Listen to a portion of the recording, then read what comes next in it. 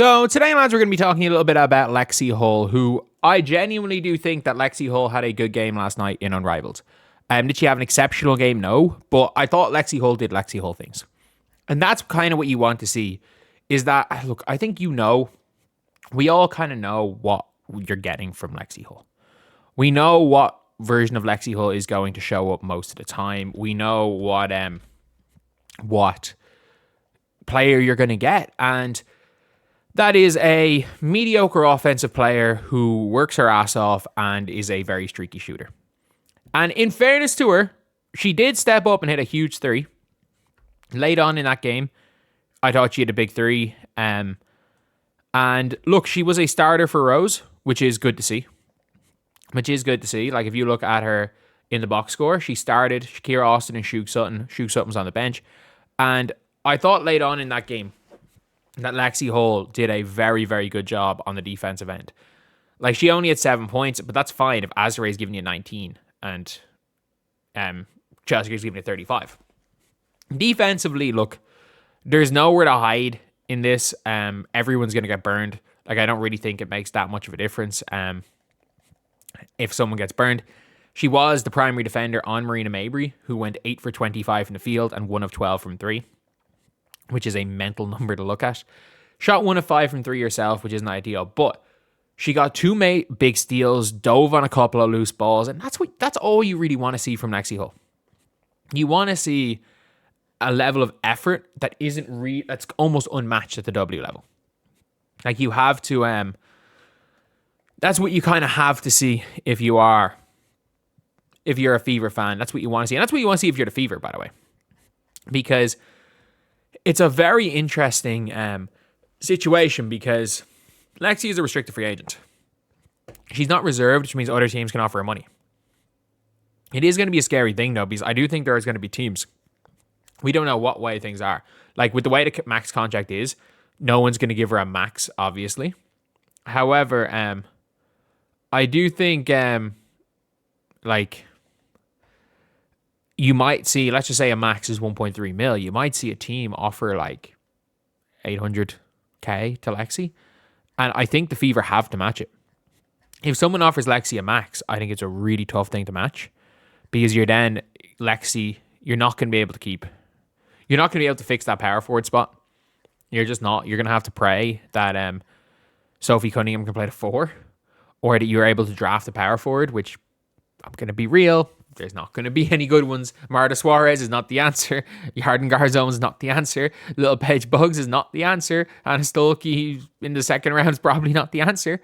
But if we're being honest, she did exactly what you want to see.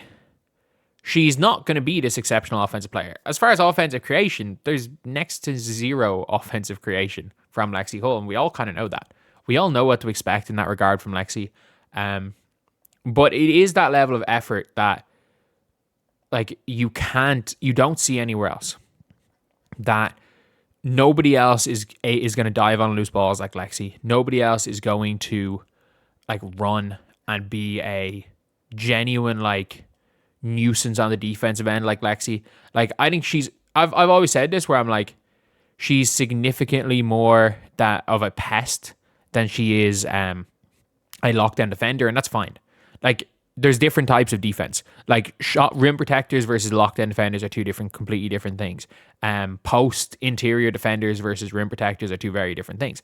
Like, for example, someone that could be a really good post defender is big, strong, good at guarding back to the basket post players. A rim protector can be a good help side rim protector.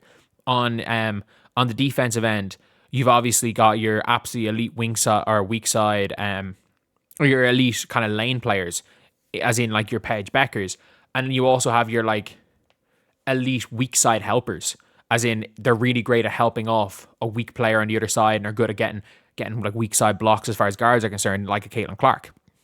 And then again, your stoppers like a Raven Johnson or a Jackie Young. But with Lexie Hull, she's different because she is the best at what she does. She is the best. I use the word defensive playmaker, as in she as an individual disrupts your offense because of the amount of charges she draws. You can't run specific sets against Lexie Hull because of the way that she's able to go skinny on those screens and take the contact from the offensive player and the screener. She basically stops the offensive player and their screener from being able to rub shoulders, means she doesn't get hit by the screen.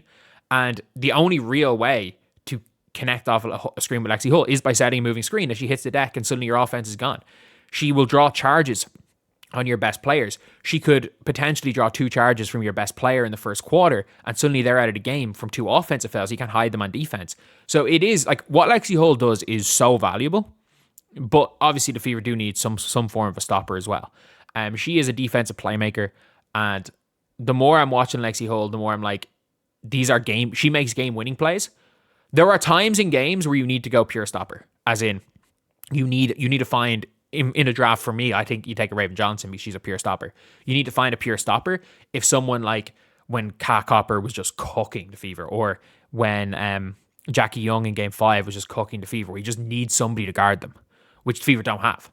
But what Lexie Hull brings is so hard to replicate. And we're seeing it unrivaled as well. It's like, it is just Energizer Bunny will dive on everything. There is an effort level and an energy level that every player, it's a skill. To play as hard as Lexie Hull does is a skill. Because I mean this when I say this, there's no such thing as a pro basketball player who isn't trying. Lexie Hull, the way she's able to see the ball, like if Lexie Hull was just diving on random loose balls everywhere, she'd be reckless. She'd be JC Sheldon. But there's a big difference between the way the two of them play, and it's significantly less reckless what Lexie Hull is doing. But yeah, look, that's it. That's just my opinion anyway. Let me know, what do you guys think? Do you guys think that I'm right for this, and do you guys think I'm wrong? Because at the end of the day, like, we all have our own opinions on this. I could be very wrong with this, and it could turn out that Lexie Hull, struggles in Unrivaled, because at times last year she looked exceptional in Unrivaled, and at times she struggled. Like, there were times she got benched, and there were times where she looked like one of Rose's most important players. And I do really hope to see times where Lexie plays a little bit at the point guard. Like, I would love to see how she gets on, because at the end of the day, I couldn't give a flying fuck who, I couldn't give a fuck how many points she scores or whether or not the Rose win or lose a game. I actually couldn't care less.